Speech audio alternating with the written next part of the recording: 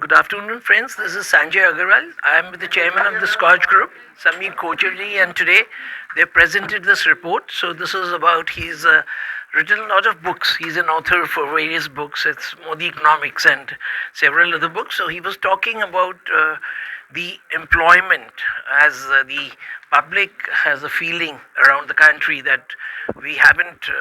Means our people are unemployed. So he's presenting a picture today where he's trying to show that because of skill development and alternative trades, so around the country they've got case studies when a lot of places around, say from West Bengal, they've got from Odisha, so we'll have teaser.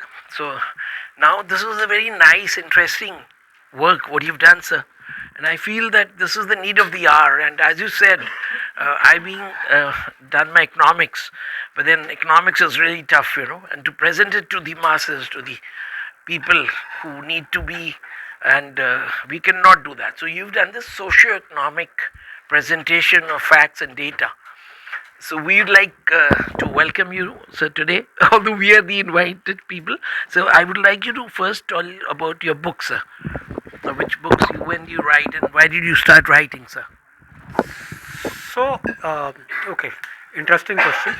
I come from a poor family. This hotel that we're sitting in, Taj Mahal Hotel, my first job was that of a bellboy and I used to lift bags. And while I did that, I did my graduation by correspondence in which I got third division.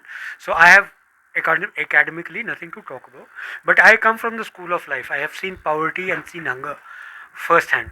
So when the reforms happened in India, rising tide lifts all boat. My boat also got lifted. I got into computer industry, and so there was no looking back. Then I started Scotch Consultancy Services, 1997. That was the time we used to sell in India this 200 million middle class story. Because the economy was just about opening up. So we used to say that 200 million Indians will drink a bottle of Pepsi each in a week, and then they'll buy one television in 7 years, and they'll buy one PC in 5 years, and therefore you will have a 10% market share, and very large numbers used to be presented. But everything would happen 3 years later because market develop होने में time लगता है.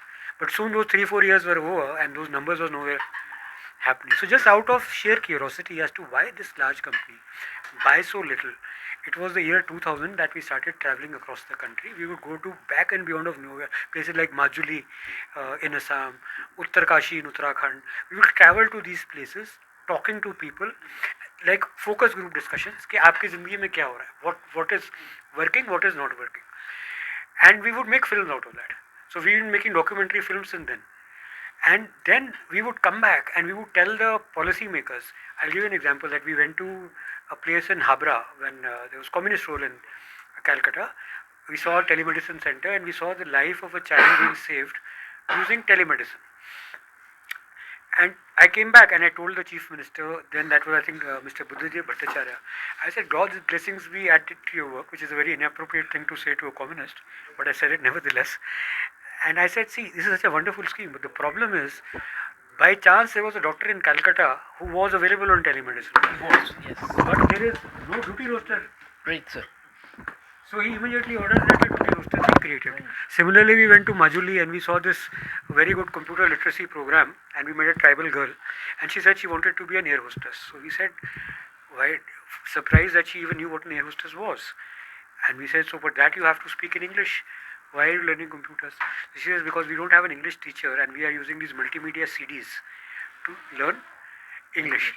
Then I came back and Gogoi Saab was the CM of Assam and I told him that it's such a wonderful scheme, but in Majuli you get electricity barely 2 hours a day. So he immediately ordered for all such computer labs generator be provided. So we found that these little visits were actually creating a policy change. Yes. So we started documenting them from a sociological perspective. So even the politicians who do not understand statistics and data and so on and so forth understand people very well. So if you tell them people stories, they can understand and relate. So this is how we started doing this. Then collation of all this started becoming books, and more and more people started joining in. And from day one, we also do these conferences, and we are on the 99th one shortly. And in our conference, you will find people from the grassroots, ministers, bureaucrats, all of them, all the stakeholders are together and discussing openly. It's not a Gyan session. I've sir attended your things at the Constitution Club, the award show ceremonies which you are holding for so many years. And मेरा जो अगला सवाल है वो हिंदी में पूछ लेता हूँ, बिकॉज हमारे जो अखबार वाले हैं they would be telling me sir आपने वो इंग्लिश में करा है. You know normally India masses जैसे आपकी जो स्टोरी है तो it's more like people friendly, जो हमारे जनता और उससे जुड़ी है.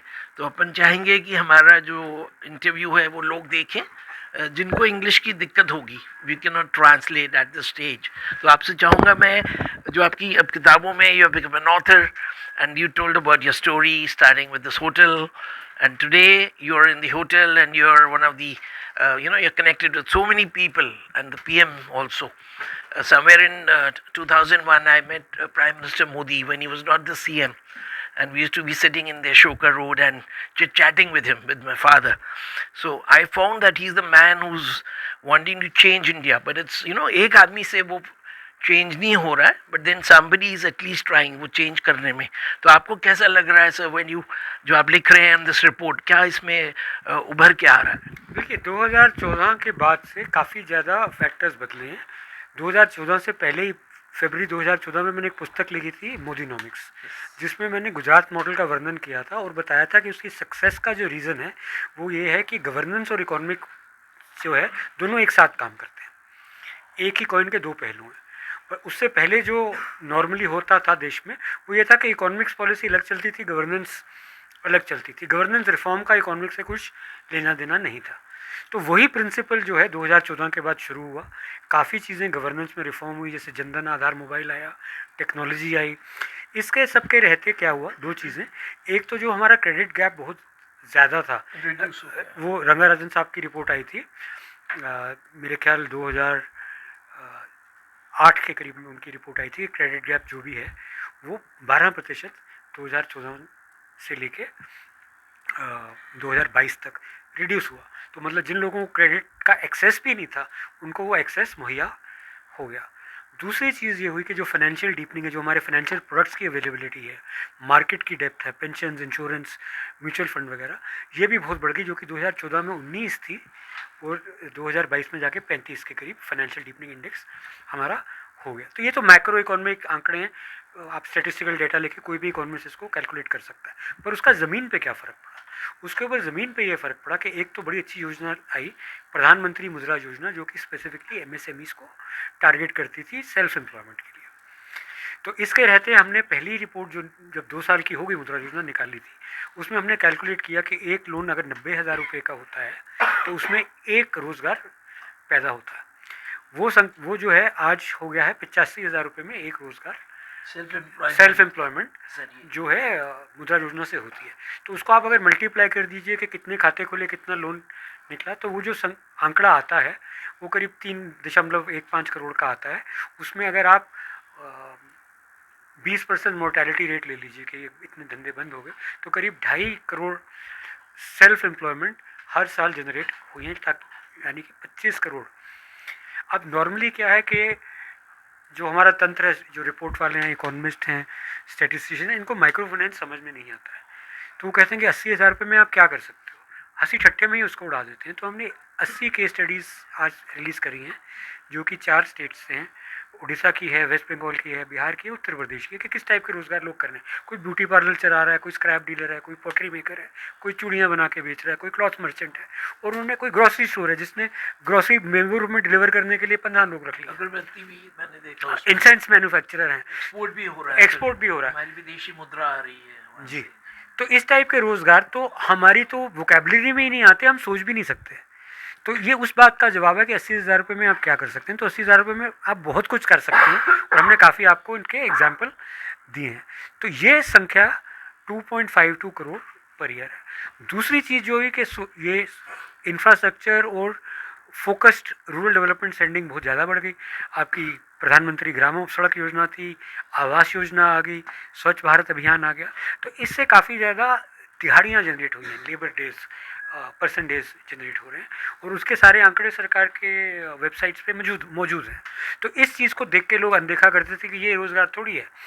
तो हम बोलते हैं, हम उसको भी रोज़गार मानते हैं, स्वरोज़गार मानते हैं, और उसको जितने मैन डेज़ हैं या पर्सन डेज़ हैं, जितनी दिहाड़ी है, उसको हम 260 से अगर डिवाइड कर दें तो 1 साल बनता है। तो उतने मैन ईयर्स अगर आप देख लें तो 2 करोड़ के करीब पर्सन ईयर्स हर साल ऐड हो रहे हैं। आपका मैं just because we have attended this press conference today or everything is there, it's been on record.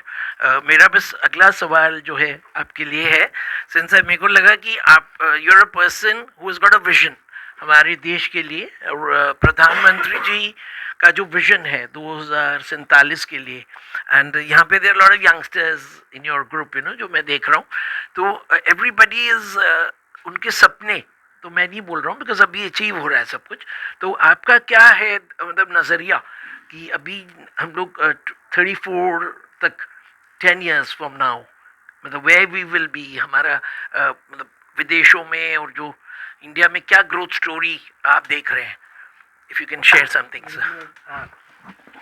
I was the first one two right this book. पहली किताब मैंने ही लिखी, India 2047 high income with equity. Wonderful sir. तो इसमें vision ये है कि India develop country तो बने ही बने, जो कि प्रधानमंत्री जी की विजन है, बट वो ग्रोथ की क्वालिटी क्या हो। तो इंडिया को ग्रो करने के लिए हमें जो चाहिए, हमें चाहिए स्पेशली डिस्पर्स्ड, मतलब हर ज्योग्राफी में ग्रोथ हो, इक्विटेबल, सबकी बराबरी की, या इक्विटेबल, बराबरी तो is a wrong translation, but Hindi में जो भी इक्विटेबल का इक्विवेलेंट होगा, अपनी समाज में एक मतलब अपनी स्थिति अनुसार उनकी ग्रोथ हो। तीसरा जो है ये जॉब जनरेटिव हो, खूब इसके अंदर जॉब्स जनरेट हो, और चौथा जो है सस्टेनेबल ग्रोथ हो। तो अगर ये 4 कंडीशंस मीट होती हैं तभी इंडिया 2047 को मैं सफल मानता हूँ, बिकॉज उस स्थिति में एक भी हिंदुस्तानी पीछे नहीं छूटेगा। अगर हम 2047 में चले गए और 30 ट्रिलियन की हमारी जीडीपी हो गई या 40 ट्रिलियन की हो गई, उसमें से 20 ट्रिलियन किसी के पास है और बाकी सारे देश के पास बाकी का 20 है, तो ये मैं नहीं मानता कि कोई भी सक्सेस होगी। आई थिंक दिस ये सर की जो बुक है, मतलब आई डोंट नो इंग्लिश में है, I will of course with this permission try to read, but Hindi में भी आप लिख सकते हैं, बिकॉज वो जैसे हमारी जो पॉपुलेशन है, और मैं जब प्रधानमंत्री को वॉच करता हूँ, मैं आजकल I was watching him yesterday, he is going to those places जहाँ पे उनको भाषा उधर के लोग, उनको हिंदी नहीं आती, तो ट्रांसलेटर मोदी जी कोशिश करते हैं भाषा में बोल रहे हैं। और अभी sir last just we had the mother's day celebration, तो आप कुछ ऐड करना चाहेंगे अपना जो मातृशक्ति है उसके बारे में, because that is a big. देखिए, मैं तो पर्सनली बोलता हूँ कि मैं जो हूँ आज अपनी माँ की वजह से हूँ। मेरी माँ जो थी वो देख नहीं सकती थी, और मेरे पिताजी भी हैंडीकैप थे, तो इसी तरीके के छोटी छोटी कमेटी डाल के छोटा छोटा क्रेडिट ले लेके, मेरी माँ ही थी जिसने मेरे को पढ़ाया, आपने चाहे गहने बेच के पढ़ाया, जो भी किया, पर वो मेरे लिए सपने बड़े देखती थी। तो उनको मेरा बेटा बहुत बड़ा बनेगा, बड़ी कार लेगा और ये करेगा, चाहे हमारे पास तो एक टाइम खाने को नहीं होता था। तो सबसे बड़ी माँ की जो भूमिका है वो ये है कि वो अपनी संतान के लिए या अगली पीढ़ी के लिए सपने देखती है, और वो सपने सच करना फिर संतान का कर्तव्य हो जाता है। तो मेरे लिए तो मातृशक्ति है। तो इस पे हम लोग इस चर्चा को आज समाप्त करेंगे, और अगली बार we'll start a new topic sir. So बहुत बहुत धन्यवाद आपका, एंड आई बिलीव दिस जो भी आपकी किताबें हैं जनमानस में जाएं और लोग पढ़ें, और उसको मतलब लोग समझें और उस पर अमल करें। That is my belief sir. धन्यवाद। Thank you.